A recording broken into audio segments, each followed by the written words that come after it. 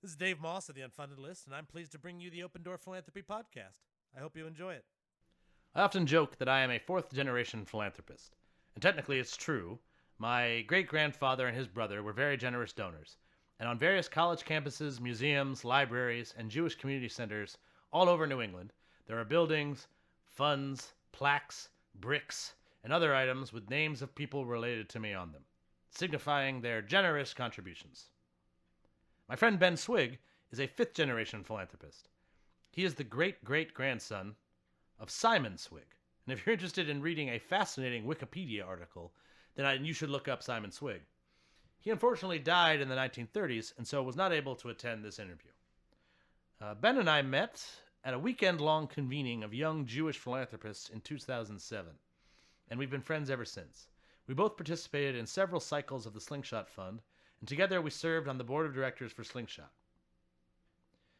Throughout my career, I've always found Ben to be thoughtful, smart, and willing to dive deep into his Rolodex to help advance social change. During this interview, Ben and I reminisce about some of our adventures and misadventures in the world of philanthropy. But before we do that, here's a little more info about Ben and what he's up to now. I found this when I Googled his name. Benjamin Swig is the co-founder and COO of Ready Responders. Ready Responders recruits, trains, and equips part-time EMTs to improve the emergency response times and the efficiency of municipal EMS systems. He has been an EMT and paramedic for 15 years and previously worked for New Orleans EMS in that capacity. In addition to pre-hospital care, Benjamin has served as public health contractor for the U.S. Department of Health and Human Services in the Office of the Surgeon General. There, he supported the training and emergency response efforts of the U.S. Public Health Service Commissioned Corps and was presented with the Surgeon General's Outstanding Achievement Award for his service to the department. Ben is a graduate of Trinity College and holds an MPH and MBA degree from Tulane University. Sounds like Ben's up to some very interesting stuff in a very challenging field, and he's invited me down to New Orleans to talk to him about it. I'm excited to catch up with him, learn more about his work, and to compare our experiences being raised in very philanthropic families. I hope you enjoy.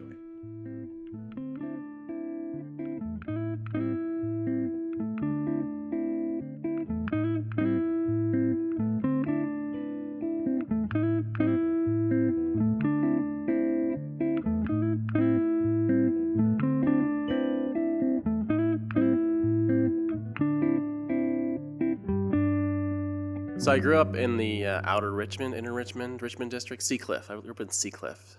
Seacliff, yeah, Seacliff. Because you could walk a block and you were at the Seacliff, and it overlooked the Pacific Ocean. Is that what it sounds like? A cliff? There was a cliff on the sea. Yeah, nice. I mean, yeah, it was a cliff on the sea. There was a nice trail out to Land's End towards the point to the old Sutro baths. I guess it was the ocean-fed baths that were along the coast, the ocean beach of San Francisco. And used to do that walk with my dog and with my mom. And what was your dog's name? Let's see, my dogs growing up, I had Maggie and Morgan, and then they were brother and sister. My mom used to basically put me outside with the dog, and if I fell, the dog would start barking. And basically, my dog was my babysitter growing up. I have a mom, I have a dad, I have a stepmother, I have a brother, and they are all in San Francisco. They're all still there? They love San Francisco. San Francisco is a great city. And I left my heart there once. Did you leave your heart there? There's a piece of my heart left in San Francisco. It was right after I left my wallet. Do you remember the first time you ever gave something to somebody? Yeah. You do? Yeah. Do you want to I think I was raised in a family that encouraged giving, that encouraged the Jewish term of mitzvah, and it's not just doing a good deed. It's doing something because it's a good deed, but you just inherently want to do it because you just want to do it. I don't know how else to explain it. So just living your life, doing nice things for people when you have the chance to do nice things for people. Be it like, I remember I once walked this woman home from a local grocery store, and I helped her carry her groceries home, and she was just so thankful and so nice. And she ended up actually sending me some really gorgeous photos of grizzly bears catching salmon in Alaska that her friend, a photographer, sent to her, and she gave them to me. Totally, like, she just decided to give them to me because I walked her home. How old were you? I was young. I was probably 7th grade, 6th grade. You saw a lady with groceries, encumbered with groceries. Yeah, I hung out in the neighborhood store. I'd go like grab like a Jolt Cola, like, because that's what kids my age did, and I'd like Jolt Cola. And I saw that she needed help carrying her groceries, and I helped her carry her groceries. And Presumably, you had a lot of energy. I had a lot of energy. Jolt Oh, I was Twice the I was able to carry most of her groceries. I had super Jolt caffeine muscles from that. That's nice. Yeah. When was the last time you carried a stranger's groceries? Oh man. Is this a habit, a lifelong This is habit? not a lifelong habit. No. I think that the carrying of strangers' groceries transitioned to like my work with like EMS, emergency medical services, and taking care of complete strangers when the need arises. It could be like while I'm at work, or it could be just on a plane, randomly at Rock and Bowl, around town. I just have the inherent nature to go and help somebody. I have noticed. But today, if you were to see someone encumbered with groceries, do you think you would?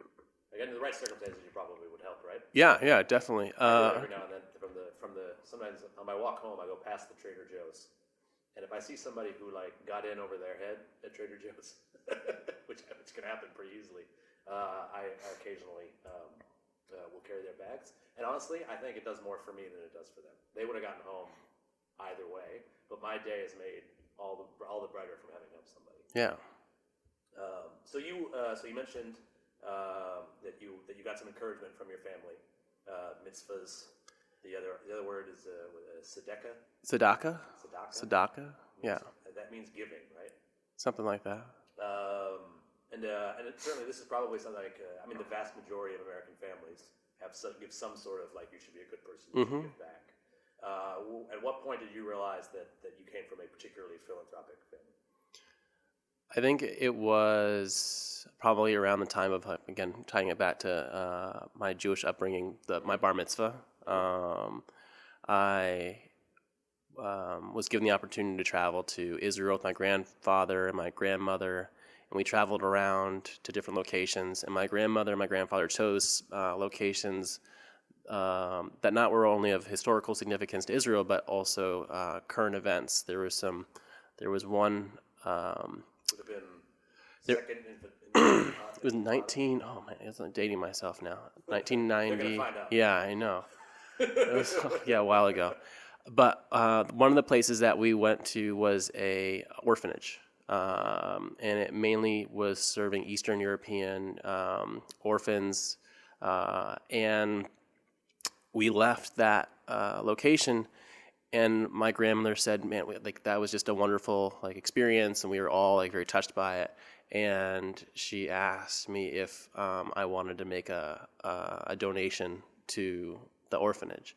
And I had just finished my bar mitzvah. I just had my bar mitzvah, and I had this flush of money. And a 13-year-old with a lot of money, a few $1,000s from bar mitzvah. And she said, Not bad. "No, not bad at all." And she said, and I said, that sounds like a great idea. And so we together decided how much my bar mitzvah money I would donate. And I committed, I think about 10% of my bar mitzvah money to the orphanage. And then my grandmother and my grandfather said that they matched my donation. So at 13, we were making a significant, for a 13-year-old, contribution to an orphanage in Israel that took care of Eastern European orphans. And it's very interesting. I sometimes say I'm the original millennial philanthropist, but I might be wrong. You might predate me. No, come on. I made my first big gift. It would have been right around the same time. We can be equals. Yeah, we're Please. But are we millennials or are we seen now? What is the new That's a good question. exennials? Do you think you're a millennial? I don't know what I am anymore. There's so many labels and they change every 2 weeks. I don't know what I am I think anymore. we're just the older millennials. I am who I am. So we're different than the younger millennials. Yeah. Because we're older. We're older millennials. So we're not Generation X, and I don't think it's. We need to make just keep making new. Eventually, we'll just have every year will be its own generation. And Yeah. Like we are closer to people who are 10 years younger than us than 10 years older. I don't know if I need to be labeled. Yeah, that's also a good one. Yeah. I remember. We used to be next gen. Remember that? Oh, yeah, That term was yeah, all the time. yeah. I don't hear it anymore. I'm still a young professional. We're still young professionals, right?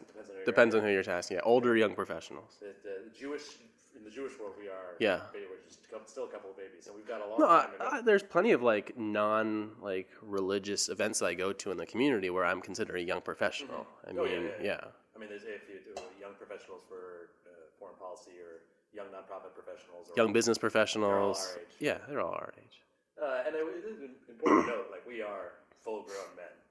We're older than Jesus was when he died. I think we are not too much younger than Martin Luther King was when he died. We are about 10 years older than he was when he did the Montgomery bus boycott. But we're always children to our parents. Yeah. Yeah. We're never. Literally. Yeah, I'm gonna be 50 years old. My dad's gonna be in his 90s, and he's like, "Kid, you're still a kid." So I remember on my not long after we met, I went to San Francisco for the first time, some conference or something, and I was walking around and I saw. I don't think it was your name, but the name Benjamin Swig on a very large sign. Yeah, there's a joke about that one. Is there a joke about it? Yeah. Do you know There's a joke. There might be more than No, one. I know this because You know the one I'm talking about? I know the one you're talking about. It's very prominent. I don't remember what neighborhood it's. It's on Market Street. Yeah, it's a pavilion. Yeah, yeah. So it actually is outside of the offices of the tech developer that I work with on my startup. And so whenever someone that I know goes and visits this tech developer, I usually get a text message of them waving at the pavilion. And I'm like, oh, great. I'm so glad that you visited the pavilion. The Benjamin H. Swig Tourist Information Pavilion. Is that what it is? Oh, yeah.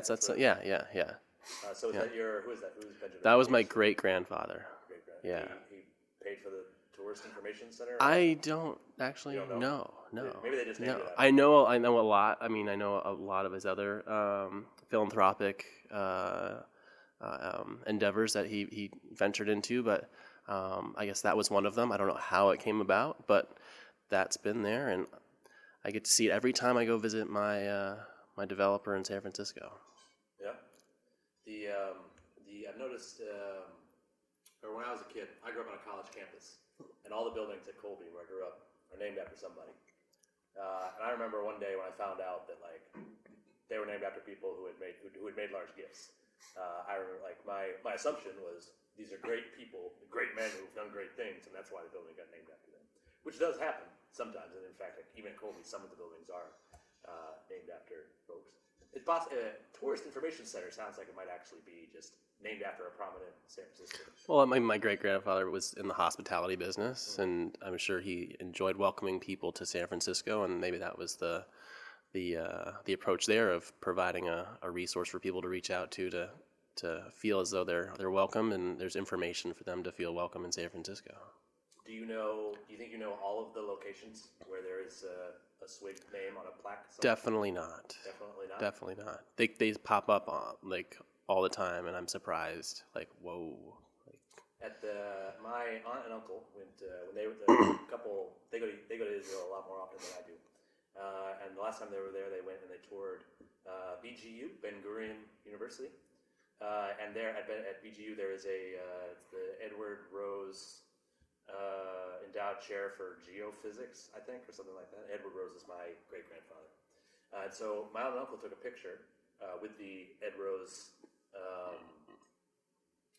with the Ed Rose professor for geophysics or whatever. It's not geophysics. It's something more complicated than that. Anyway, they sent me the picture, And it says Benjamin H. Swig, like right next to my uncle's name. Was it a spoiler? Did it spoil the picture? Because you're like, I'm going for this It was just a huge picture. And my first thought was, oh, it's a very big coincidence. And then my second thought was like, well, no, the Jewish world is very small. This sort of thing does happen pretty often. I do occasionally see a relative of mine somewhere on something that I did not expect to be there. But most of the older guard donors in my family had different last names than me, so I imagine your name's actually Ben Swig, right? No one sees these things and sends me a selfie or anything. I'm named after both of my great-grandfathers, Benjamin Harrison Swig and Abraham, is it Black or Abraham Gusman? One of the two. Yeah. I don't know. No, you never met him. I did meet him. You did? Yeah. Abraham? Papa Abe. Yeah? Yeah. This is your great-grandfather? Yeah. Oh, Yeah. I don't think I ever... No, my great-grandmother, I met her very briefly when I was very young, but that's it. I met my great-grandmother and my great-grandfather on that side, yeah. Do you have, is it ever your name? Is your name on any plaques anywhere? I don't think about that one. No, I don't think so. If it is, it wouldn't have been you who did it, right? Definitely. I don't. Yeah. Well, maybe in honor of, or my grandmother named something after me once. Yeah. There's a plaque in Colby for I don't remember what. She thought that it would help me get into Colby. Oh, you didn't go to Colby though. No, I did not. No, you didn't. I did get accepted. Oh, that's really nice I of don't them. think it was. Oh, how nice. I don't think the gift had everything. I don't think that was the reason. You went to Trinity. I did. Why did you? That's a long way from San Francisco. It is a long way from San Francisco. I chose a school that was a long way from San Francisco. I didn't want to be labeled. I wanted to go somewhere where no one knew who I was, and I wanted to create my own identity and pursue some future that I had no idea what I wanted to pursue, and I'd figure it out, as many do in undergrad. But of course, I didn't figure it out in undergrad. But not so much me either. Yeah. Do you think? So you don't think you think you would have had a hard time being your own man if you'd stayed in the Bay Area? I think there's a lot of outside factors. Growing up in San Francisco, where, like as you mentioned, my name can be transcribed across multiple venues, and where there was, I don't know if there was expectations, but I think I didn't necessarily want to have to worry about that. So I just sort of exited and found and explored the East Coast. And I visited my friend Kevin O'Hara once while he was at Trinity. I'm not sure if you know him. He would have been like a year or two younger than you probably. So I don't know that much about it, but I'm guessing by the name that it's a Catholic school, right? When I went there, the president of Trinity was Jewish. Really? And so just formally Catholic? I don't know. I was a Jewish studies major at Trinity. Yeah. So they have a Jewish studies. They built and completed a brand new Hillel house while I was at Trinity. So there were Jewish students. There was a handful of Jewish students at Trinity. Yeah, West Hartford had a nice Jewish community. Yeah, West Hartford certainly does. Yes. Yeah. Hartford, it's a nice town. Right? I went to Loomis Chaffee for boarding school about 15 miles north of Hartford. We would get into town every now and then. And I was a kid from Maine, and probably the first city that I ever got to like hang out in on my own, or like with my friends or whatever. Because we don't have cities in Maine. And I don't know when maybe it's nicer now. I haven't been to Hartford in a long time. Hartford was always like considered when I was there New England's rising star. So perhaps it's risen since. I sure hope so. Did you leave campus much while you were there? There really wasn't much to go to in the city. It quieted down at night. The Mark Twain House? Mark Twain. You can go to the Mark Twain House. I think there's a museum near the Mark Twain House that's pretty good. So when I ventured off campus, I worked in the city for the ambulance service. Oh. So in addition to volunteering on campus that's when I first got my start as an EMT. I volunteered on campus, and then I worked for the private ambulance service in Hartford. So I got to see Hartford during the day, at night, all seasons, and it was pretty quiet at night. Really wasn't much going on. So to mention that you're a trained EMT, emergency medical. I'm a trained and nationally certified, nationally registered, certified. I have no idea what that. I don't know what that means either. It means that I went through an EMT class. I passed the exam. Thank you. Yeah, and worked as an EMT for a number of years, and not until recently, till 2013, went back and did a paramedic program, like over another 1,000 hours of both classroom and clinical hours, and took that exam and passed that test. And sounds like a lot of hours. it was a lot of hours, but a lot of hours of learning and experiencing and getting to learn some really valuable technical skills that help you save lives when you need to save a life, when it's on someone's worst day, when they're experiencing some of their greatest fears, and you can come in and say, "Hey, I'm Ben. I'm a paramedic. I'm here to help." So if I started having a heart attack, would you be able to? I would start the process of care and get you in the right hands. Someone else would. Someone else, yeah. What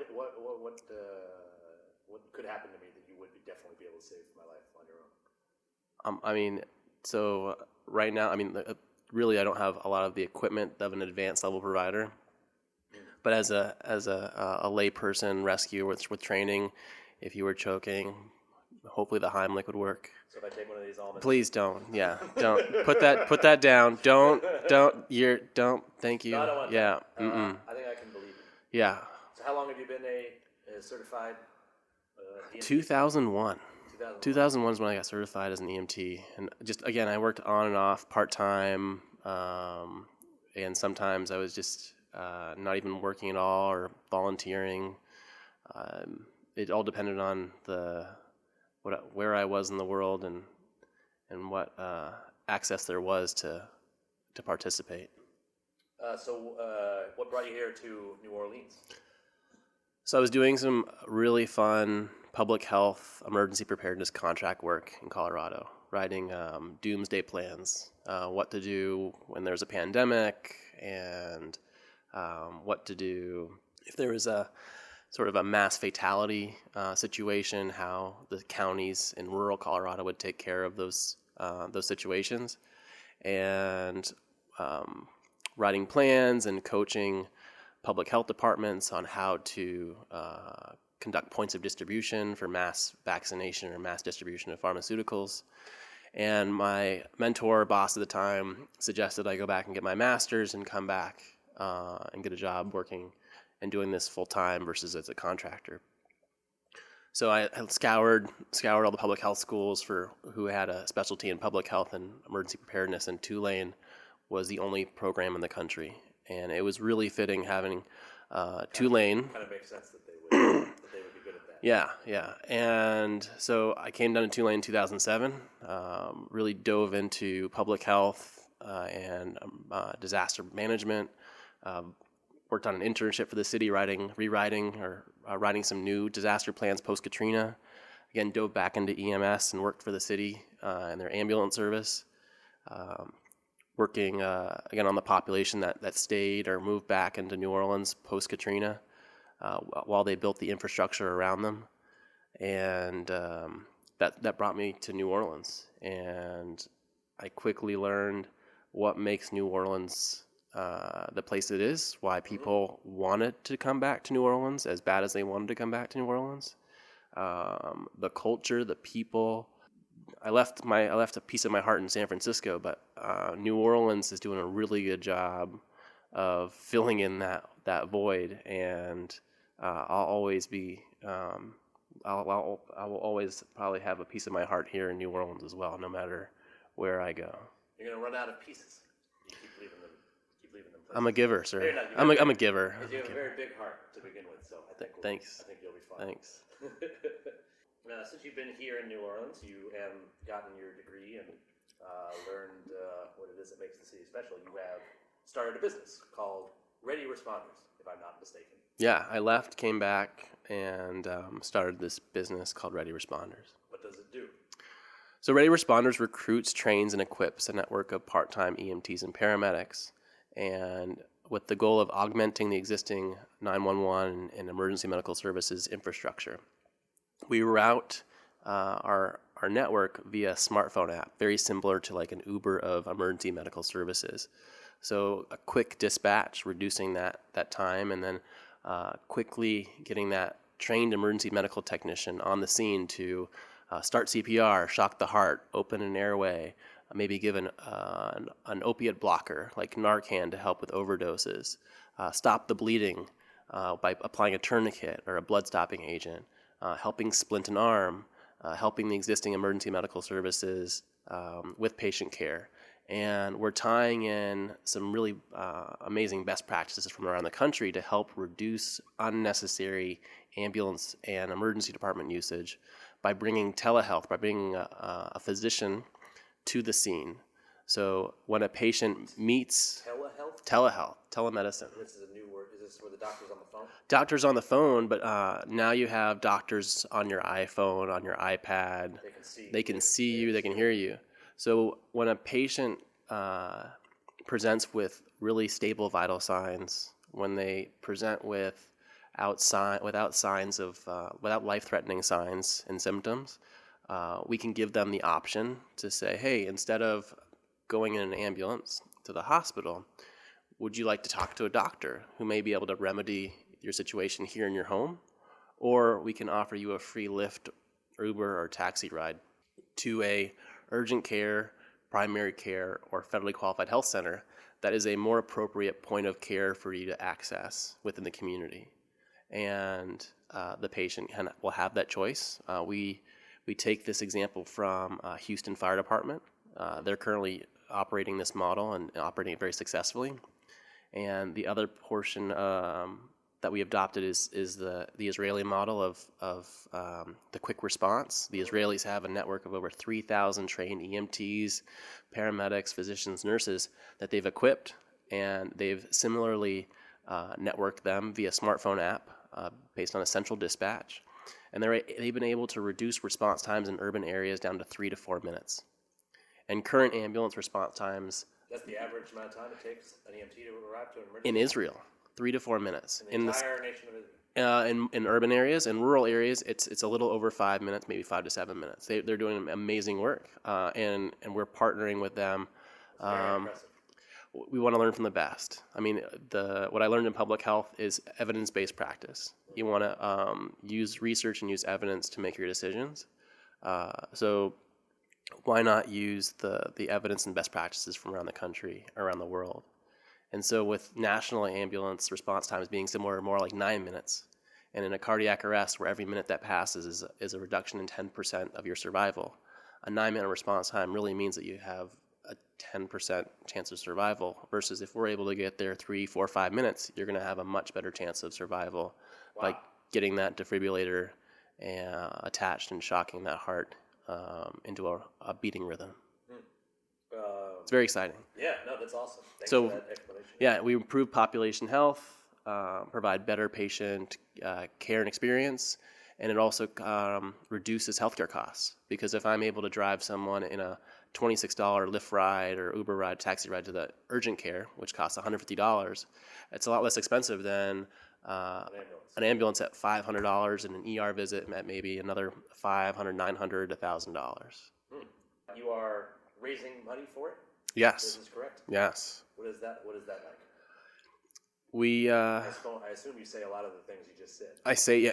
How did that pitch go? Did I do a good job? If anyone's listening and you're interested in investing in If you're interested in an innovative approach to emergency medical services, I try to make it in the pitches. I try to make it make sense and logical, and it's what I try to use the same thinking that I initially used to make it make sense to me. I tell people a story, and I try to put put them in my shoes or put them in someone else's shoes, and give them scenario. I mean, there's at some point in your life, you're going to experience a time when you have to call 911, or you have to pay your insurance or pay a medical bill, and you realize, man, I really wish I would have known better about how to access healthcare.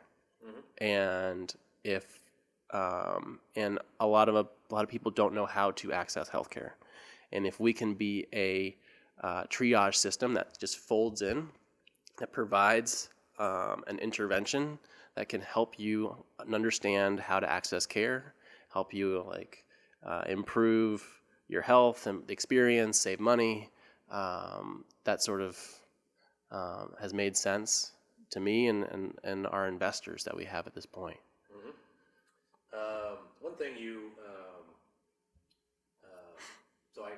sort of went over the various different ways that this is really important. There's one that seems to me is true that you didn't mention. So earlier you were talking about you get a good, or we were talking about you get a good personal feeling when you show up and are able to help somebody. Right? So you have your company puts this network together of trained EMTs who presumably became EMTs for similar reasons to you. Yeah. And you're giving them the opportunity to, and they may be very frustrated with how the current healthcare system works, or they may just be looking to save more lives than they already have, or various different reasons. But it seems to me like this is a very rewarding experience for the professionals that are in the network as well. So I've had the opportunity and the privilege to work with many communities throughout the country that were socially economically at risk, along Appalachia, mining communities that have been shuttered, Native American reservations, and a lot of these places you come across a population that has no vision, has no future, has no role models.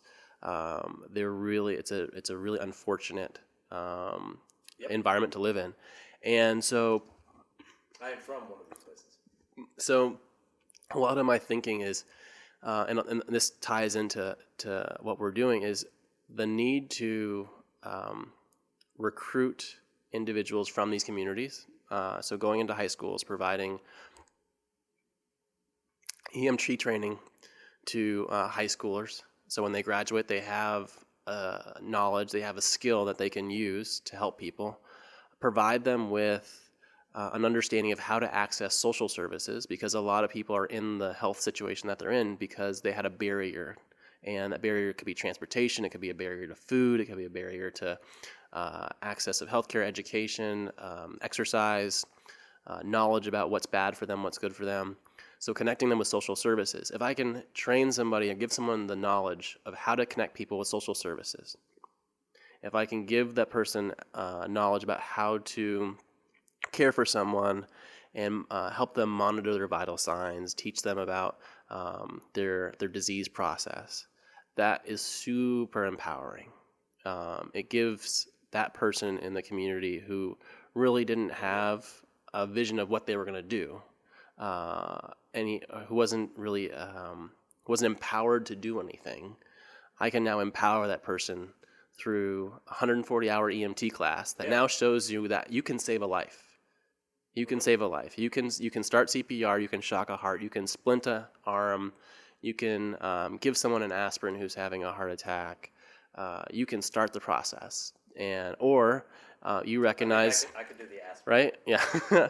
or you can go down the street and recognize that, hey, your neighbor is having trouble paying their energy bill, and because you've been through one of our training programs, how to help them access a grant or a fund that helps them pay their bill. Or that this person has trouble accessing their primary care appointment because they don't have a car and no one could drive them.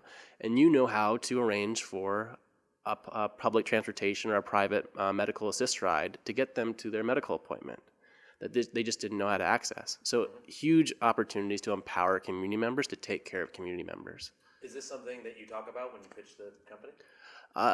It depends on the audience that we're pitching to. Every audience wants to know the different aspects of the business. So the more, I imagine, investor types who are just looking for a return from you, maybe you don't talk about that part of it. We want to make sure that we give a background about who me and my co-founder and I, who we are as individuals, what our values are, and what the goals are for the company. We really are starting as a social impact company that does have the opportunity to make money. But we're driven by the social impact that we're going to have in being able to shape and improve communities through empowerment. Do you think your the fact that you come from the background that you come from, do you think that's helpful when it comes time to raise money? I think I'm comfortable talking to people. I'm comfortable talking to people because I myself try to make thoughtful investments, be them philanthropic or otherwise.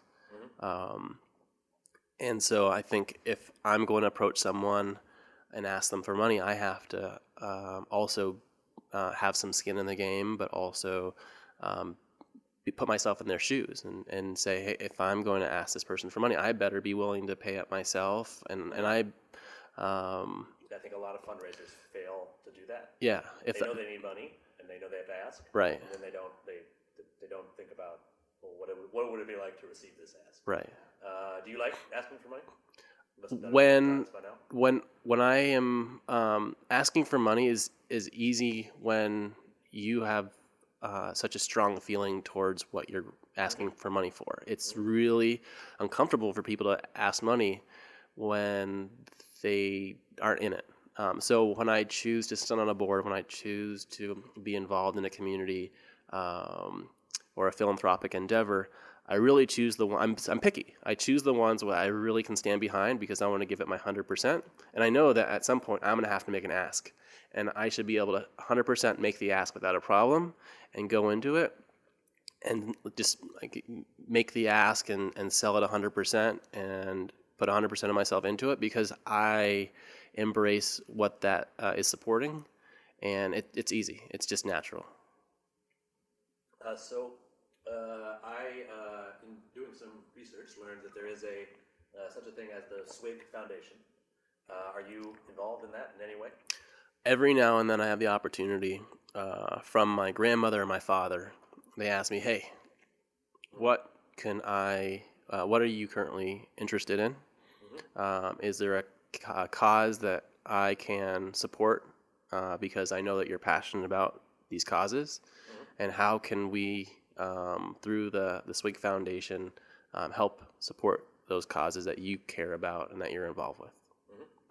So when they have approached you to ask that, what sort of things have you directed the funds towards? Most recently, there's been a few social services causes and national causes. I've always been a huge fan and supporter of National Public Radio, NPR. There's been an amazing school in Rwanda that I learned about called Ogahoza Shalom, and they have Ogahoza Shalom Youth Village. And is Ogahoza a Rwandan word? I don't know. It probably is. Shalom. Peace. Interesting. Yeah. What's so special about the school? So the school is home to orphans of the Rwanda genocide, and it's structured around like the Israeli kibbutz style. And so you have children of all ages being raised in sort of a family style on a kibbutz style property. They have agriculture. And they all sort of share the duties of supporting the land and the farm. They focus on agriculture, computers, and hospitality because those are the up and coming sort of industries and within Rwanda. They go through high school. A number of them are now being accepted to colleges, both foreign and domestic, or domestic and foreign, and it's just a really great opportunity for people, for these youth who have lost their parents to an unfortunate situation within that. Unfortunate, certainly. Very unfortunate. Very unfortunate. How did you find out about them? Did they approach you, or did you learn about them somehow? Again, through the philanthropic work of my grandmother. She's been very involved in philanthropy, both foreign and domestic, through different groups, and one of the places. She's always sending me articles and stories that she comes across that she finds to be meaningful, and I'm grateful for those. She's always connecting us with the recipients of scholarships that were made by my great-grandfather and my grandfather to different schools around the country.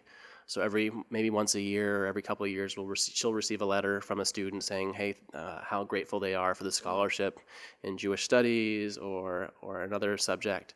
And it's really nice to again know who they are, about them, and that we're giving someone the opportunity to have a really wonderful formal education and follow their passions.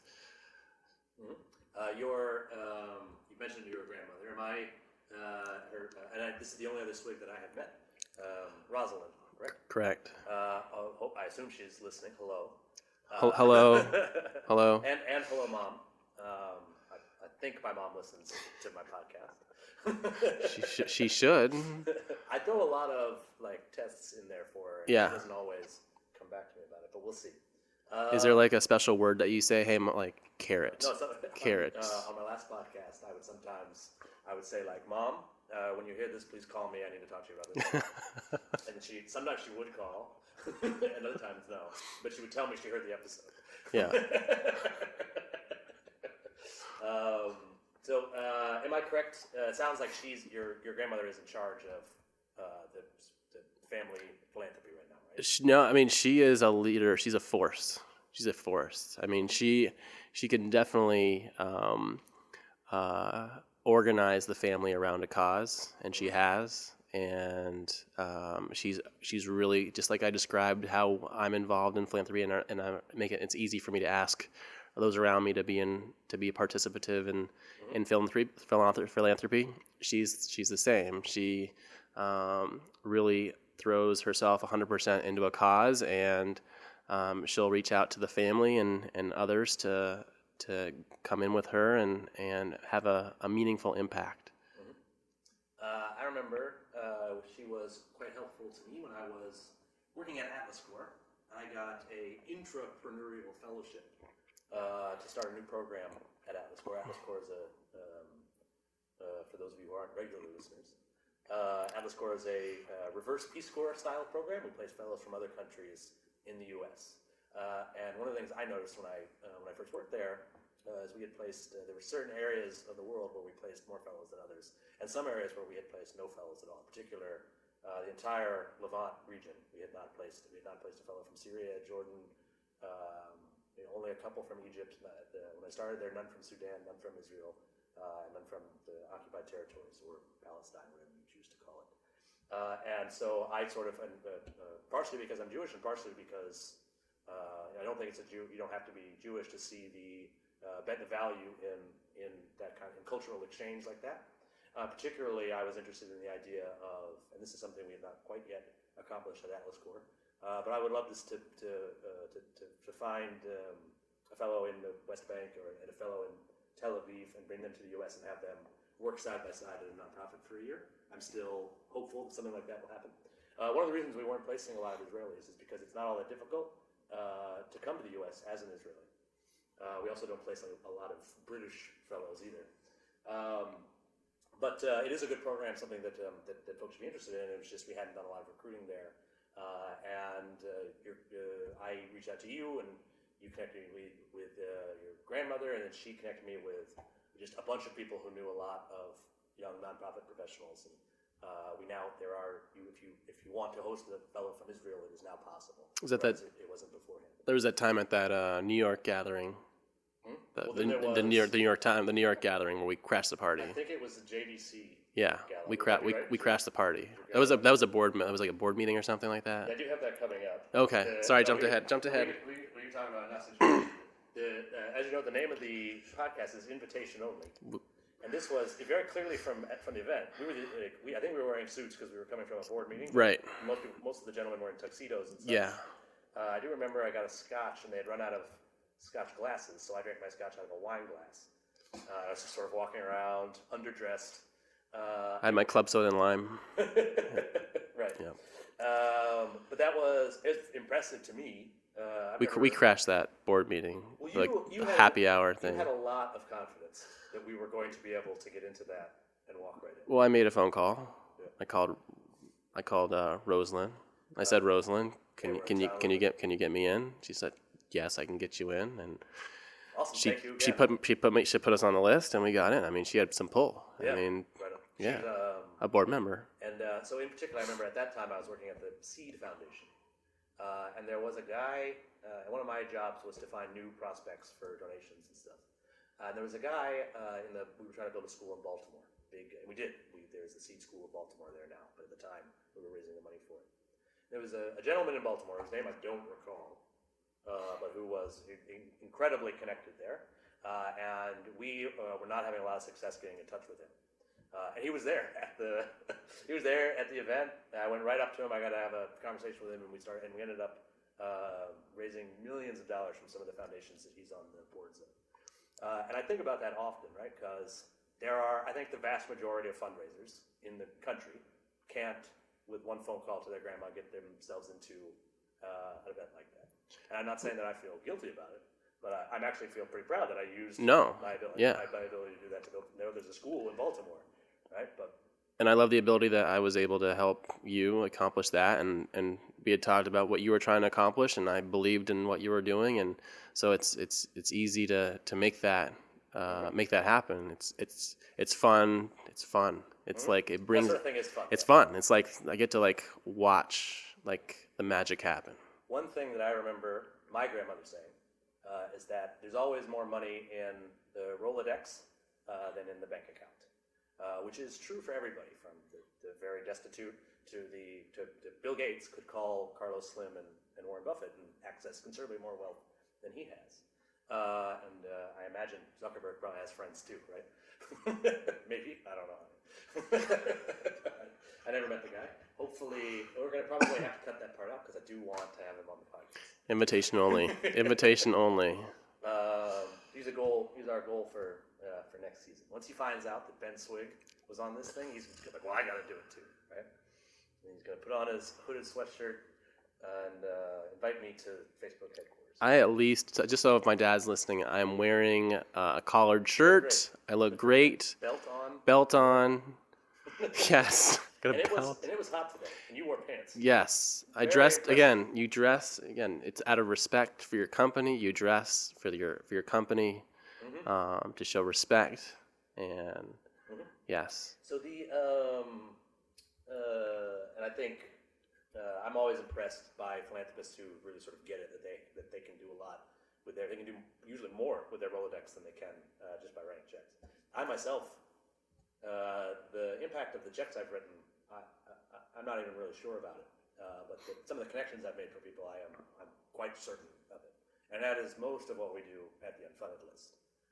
At least, so some of the evaluators, they focus on the content of the proposals we review and things of that sort. For me, I just think about who should read it and who I should connect these people with. And it's the most fun for me. And I'll say, sometimes you get thank you letters for a gift that you've made, and sometimes I get thank you letters for a connection I've made. Sometimes it's just a suggestion. I don't even necessarily introduce them to that person. But those thank you letters are much more glowing. They're much more appreciative than the thank you very much for your kind donation of the handwritten thank you letter goes so far. Mm-hmm. I mean, when you get that handwritten thank you letter, I want to do more for you because I was impactful for you, and you appreciated it, and you were appreciating, and you wrote a thank you letter. So I try to do the same, and write thank you letters when I have the opportunity to. So there is a thank you letter forthcoming in your immediate future. Yes. I do know the address here, which I won't. I'm not gonna say it out loud on the podcast. New Orleans, Louisiana. New Orleans, Ben Swig, New Orleans, Louisiana. That's all you got to do. Yeah, that's enough. There was another event you and I were at. I'm pretty sure it was a happy hour for the one. I think it was then called the 1% Foundation, but it is now Giving Back Fund. Giving Back Fund. Yeah. Giving Circles? Giving Circles Fund. Is it? Giving Back Fund is a whole other organization. I think so, yeah. Giving Back Fund is a fiscal sponsor for athletes. Yes. Giving For all those board members, I used to be on the board of 1% Foundation. You know what it is. You do Giving know, Circles Fund. You do know the name of it. Yes. It is still around. I believe they've merged with another organization. And a friend of ours ran it for a long time. Hello, Lana. I assume Lana will listen. Hi, Lana. At least to this episode, if not all of them. And maybe someday I'll have actually. Lana would be a good guest. She'd be a great guest. I could probably think about that. But anyway, we're at that event, and I hadn't seen you in a little while. I don't know if you remember this specifically. We were standing. It was the restaurant has changed names a couple times. I don't remember what it's called now. But it was on K Street somewhere. And this lady who was like not properly dressed for the event. I remember she was wearing a backpack with a lot of stuff on it. And you and I were in the middle of a conversation. And she came right up, put her hand out. She said, "Hello, Ben Swig," and then started to introduce herself. Do you remember that? Does that sort of thing happen to you a lot? No. No? I don't remember this one. Well, it's pretty clear to me from context Yeah. that she knows who you are Yeah. and came to the event to meet you No way. and went about it very poorly. I think it's possible. I'm not sure if you even picked up. I think you just thought some lady was trying to talk to you or whatever. I have a little bit better, possibly a little better sense for that sort of thing. But in general, what I'm trying to get to is like, do people ever try to get to your grandmother through you?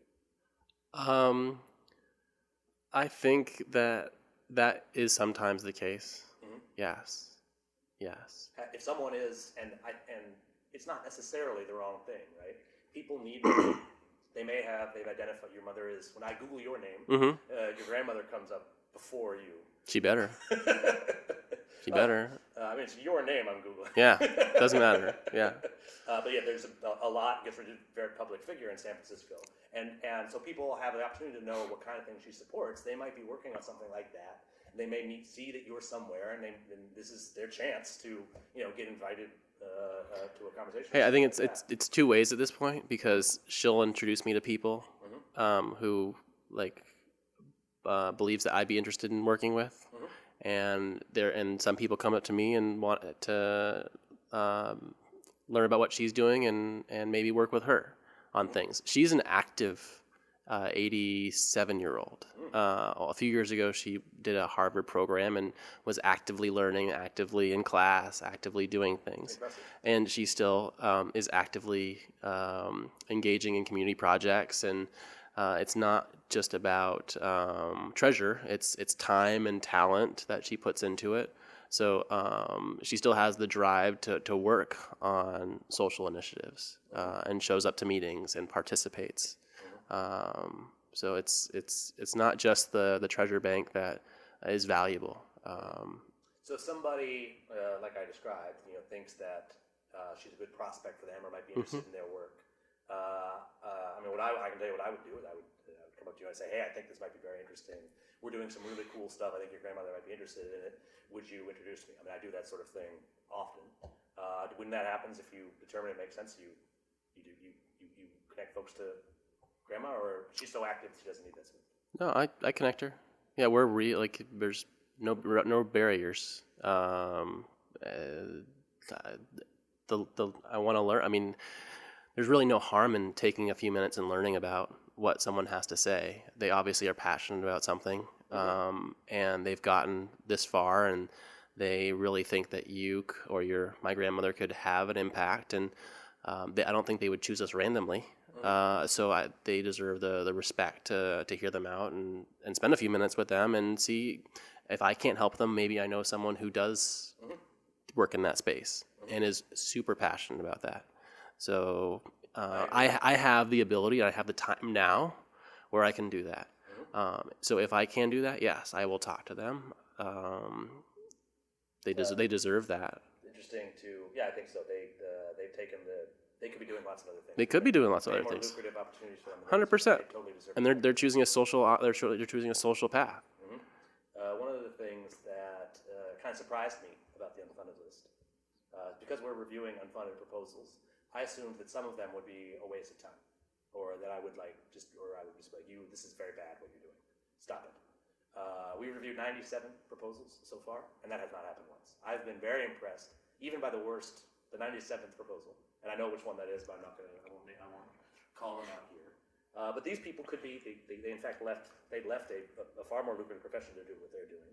And like is often the case with people who switch professions, especially to go into social impact from somewhere else, they don't fully understand how hard it's going to be, right? Like for instance, right now, the LinkedIn founder, he came up with a very, very bad idea for how he was going to get into politics. In particular, he was going to build, I don't know if you read about this, but he wants to build billboards, or he wants to buy billboards around Capitol Hill that the congressman will see, based on certain issues that are important to all Americans.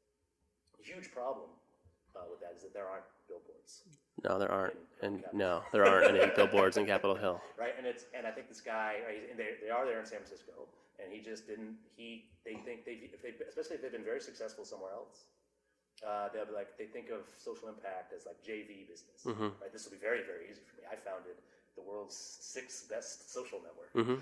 But he founded a very successful thing that's all over the world now. Yeah. So you can understand why he would think that this might be easier, right? Because you don't make as much money.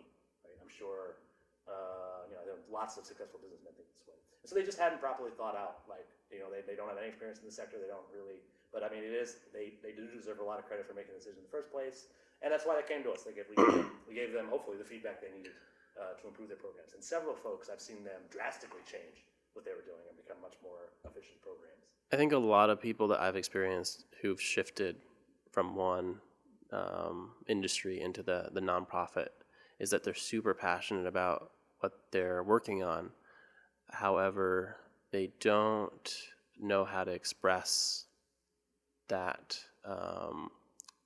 endeavor, their social endeavor, effectively. Mm-hmm. They get it. They're totally like digging it. Yeah. They love it. They're like, you should fund me because I'm amazing and this is why. And it makes sense to them, but it makes sense to them and not to the people that they're speaking to. And their message is just not clear. Very common issue with the more troubled proposals that we review is that they're directly fundraising for their own salary. And they're being very upfront about that. Yeah. Like, I am currently not being paid. This grant will go towards paying my salary. Right. Which is totally understandable from their point of view. But I don't know any philanthropists who get excited about that. Yeah. And even if you go on to explain like what this will enable you to, like, it just doesn't. You lost me. In their minds, they're just like, you're just trying to get paid here. This is not going to work. Which is, that's tough. It's tough. That's very, very tough. Yeah. Everybody needs to get paid. Everyone needs to run. Most of the successful nonprofits, anyway, do tend to be in like San Francisco or New York or DC, or even it can be expensive here in New Orleans or in Dallas or wherever, and they're going to have to be in a city where they're going to have to pay rent, and literally every single thing costs money because we live in a capitalist society.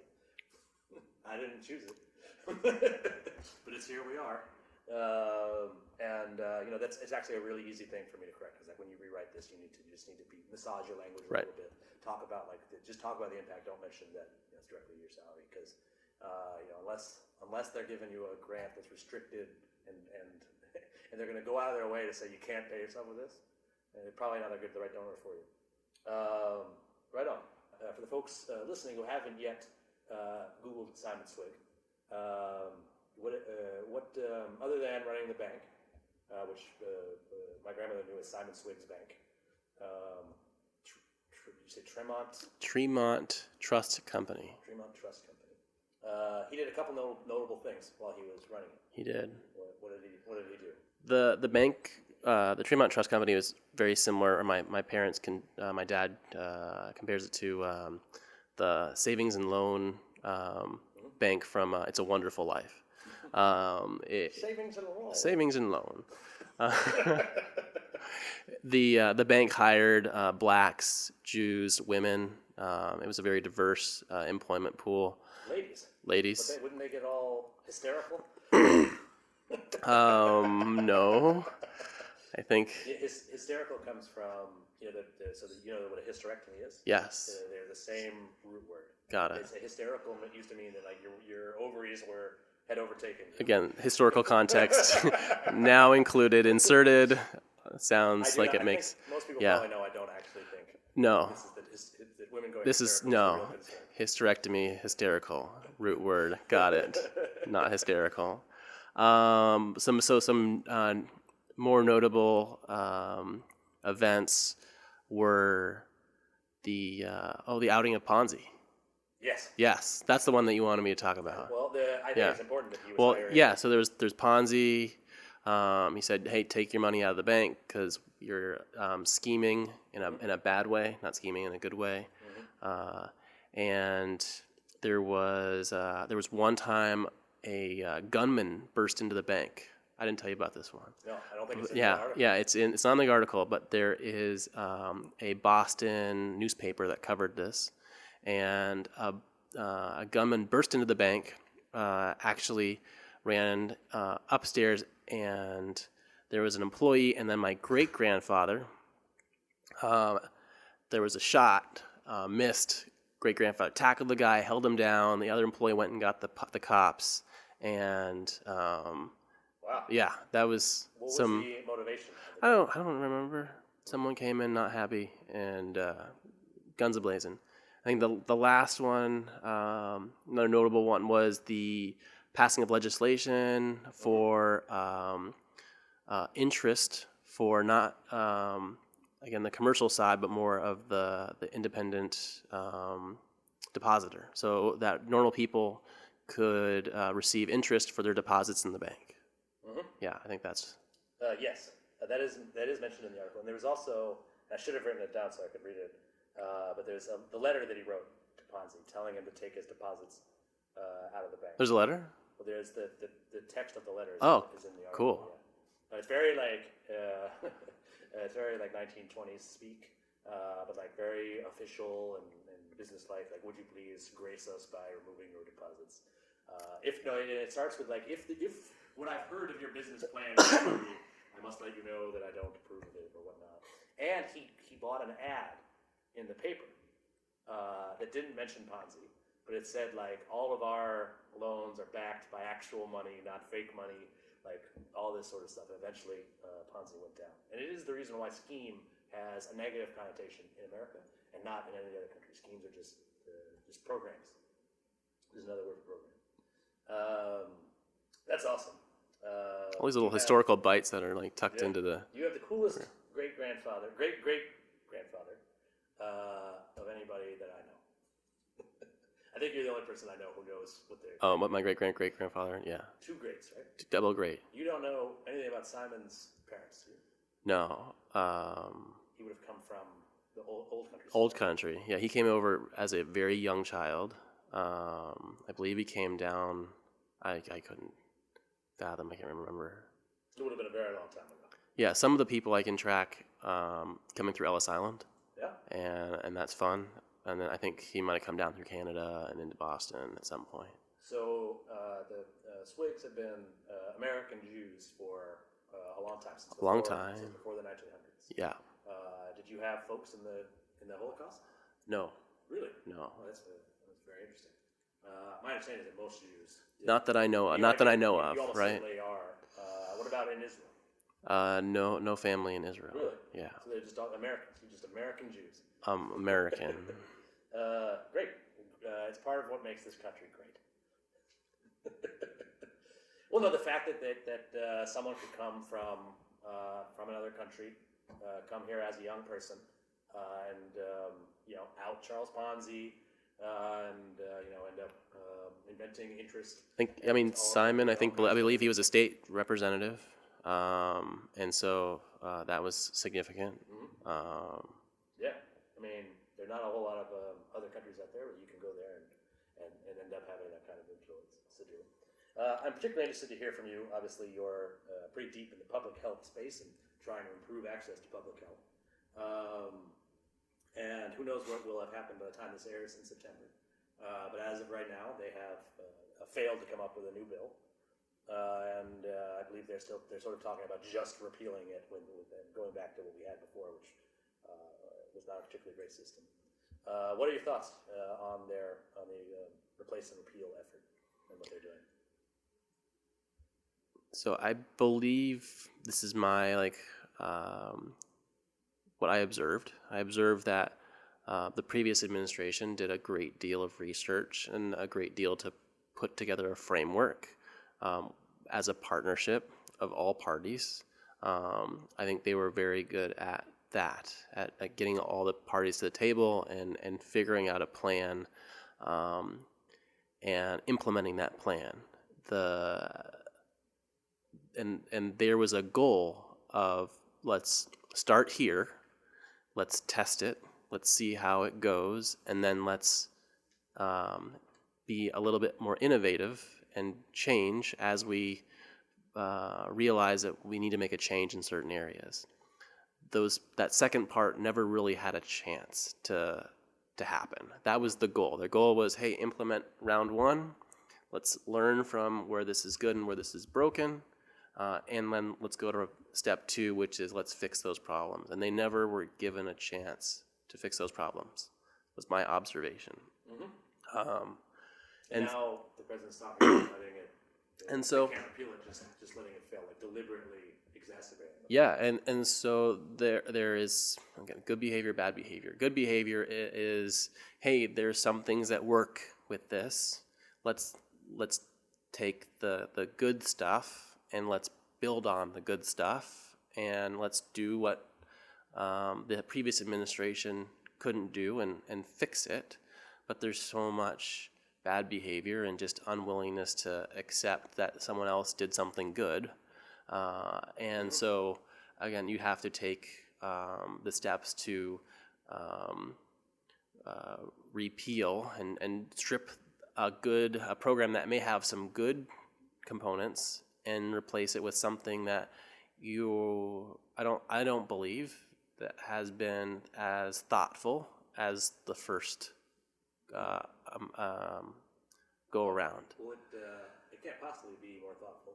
The president, one of the problems, one of the most alarming quotes I've heard from him, that came the other day, he makes it very clear that he thinks insurance costs about $12 a year.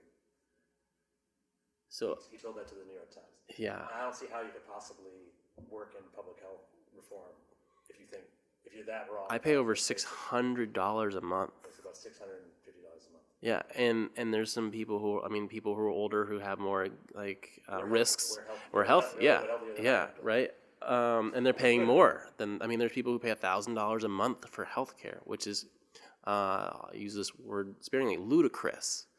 It is. Ludicrous. Way too much. It's certainly more than anybody else pays. And the congressional members and senators, they have coverage and they pay, I think they get 75% covered or something like that. I don't know what it is entirely, but they get dental, vision, yeah, mental health coverage, and but they also have the office of the attending physician that takes care of them as well. They have clinics across the Capitol and that are staffed by doctors and physicians and healthcare providers, so that if they have a need, they have their own urgent care.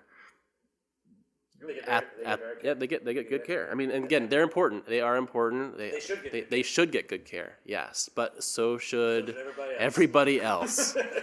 And again, it's great that we have clinics in schools and that kids can have access to dental care and oral health, and access to vaccines and checkups in a space that is accessible and has very minimal barriers like schools. And so again, we can take care of our kids and provide them with equitable health care. We can provide that to, again, every hardworking person in this country, and those who are at risk, and to our elected officials. Mm-hmm. Thanks for sharing your thoughts on that. I don't know as much about public health, but I think one of the most mysterious, unknown groups of public health professionals in the country are the Public Health Service. They're the 7th uniform service, the non-militarized uniform service. I had the pleasure of working with that group for a number of years, and they're spread out across the country, and they are uniquely organized to respond and support these social needs. Mm-hmm. And there's a huge opportunity to empower them and deploy them periodically, because you have trained dentists, nurses, epidemiologists, and there's no reason why we couldn't utilize them in a capacity building exercise and send them into communities that are most at risk periodically throughout the year. Again, separating them from their work for maybe a week at a time, putting them to work in the socially, economically at-risk communities across the country, building capacity, getting data collection, helping these underserved communities learn more about where their faults and how to get ahead. It's like everyone needs a helping hand sometime. Everyone needs, again. I need one like every day. Yeah. I need so much help. But again, there's this unique resource, and it has lasting effects, because if you're able to go in there and improve social capacity, mental health capacity, you're gonna make that community a much healthier place, a much more informed location that they can make informed decisions about their population. So a huge valuable resource that exists in this country that's underutilized. Do you think that eventually, and I hope so, I hope that it's true, that ready responders could play a role nationally in improving healthcare for 100%. This is your goal? 100%. Yeah, I'm taking all the best practices that I've experienced throughout my life of being a first responder on a college campus and in a community, and realizing the problem isn't that the call volumes are going up, that more people call 911. It's just that people don't know how to access healthcare, and that maybe 20% of the people who call 911 actually have medical emergencies, but the bulk just, they have a stomach ache and they knew an ambulance would come and take them to a place that would make them better, or actually diagnose them or see them when they called. And so ready responders can be that void. Ready responders can connect people with the social services that they need access to. Ready responders can recognize social, environmental barriers to people in their homes and in their lives, that and make a public health impact that are they might have a small upfront cost but have a long-term impact. So in addition to any investors that may be listening in, if Paul Ryan or Mitch McConnell or the president are listening, they should get in touch with you. Yeah, 100%. You have something that might actually pass. Yeah. I mean, this is creating jobs, reducing healthcare costs, and making people healthier and happier. Great. So Donald, if you're listening, you can get in touch with me. I'll put you in touch with Ben. We can come up with something. Really here's a fun one. So whenever I have a chance to get away, I go up to the mountains, and John Muir quotes, just it's important to connect with mountains. I'm not going to quote because I don't have your memory, but he always said that it's really good to connect with the earth and rejuvenate through that environmental connection. John Muir. And so last summer I took a few days and I went up to Jackson, Wyoming, and I like to challenge myself, and I climbed the Grand Teton. And when I came down, that means huge boob. It's a towering spire over Jackson, Wyoming, in the Teton Range National Park. Grand Teton means yes. Large boob. Yes. My mother's a French professor. Fantastic. Teton. And I believe the guy who founded them thought they looked like Tetons? Yeah. That's why I say that. Fantastic. And you climbed one. I climbed the Grand, wow. The big Teton. Yeah, I've seen pictures. It's gorgeous. It But doesn't look like something that you can. It's like no trees all the way up at the top, right? Yeah, it's above tree line. There's actually a nice little glacier up there. You can hike up there, see the glacier, sleep in the hut, and then climb to the top.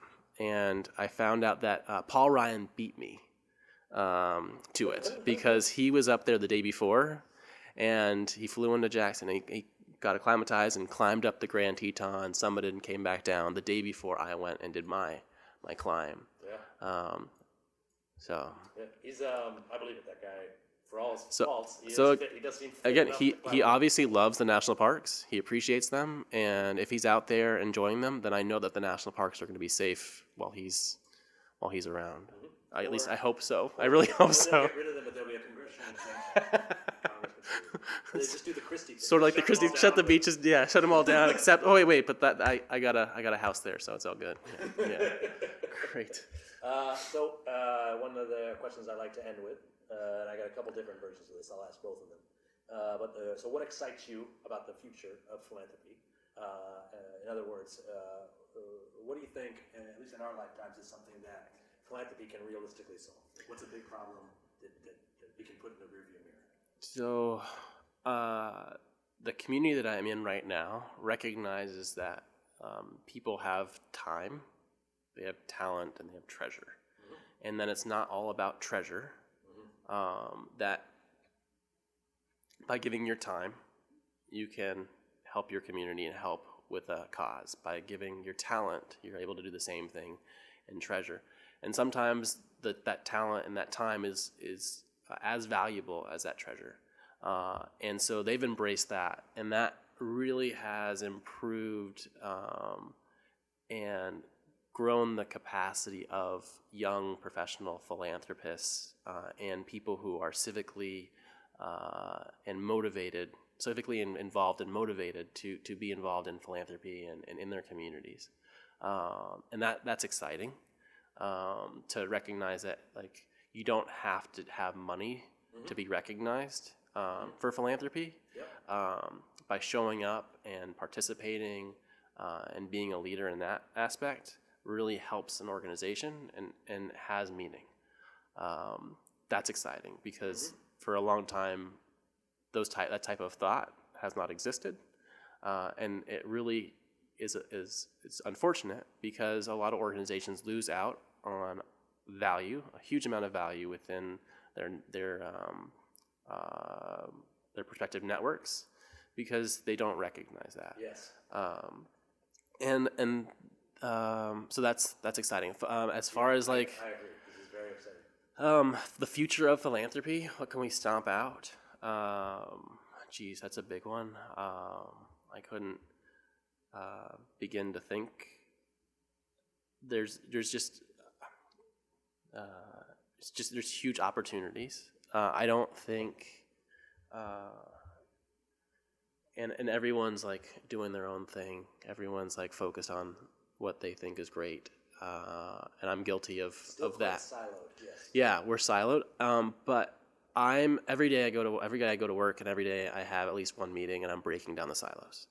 Mm-hmm. And that's a really rewarding experience to know that you can do that when everyone around you, like, there are a lot of people who are in denial I mean, there are a lot of silos, and when you can break one down and you start to work together towards that common goal, that's huge. I agree. And so that's been a lot of my accomplishments in my short careers have been my ability to break down those silos and to find consensus and to find cooperation and to find the strengths within each organization and put those strengths to work in a collaborative manner. Mm-hmm. And it brings not only like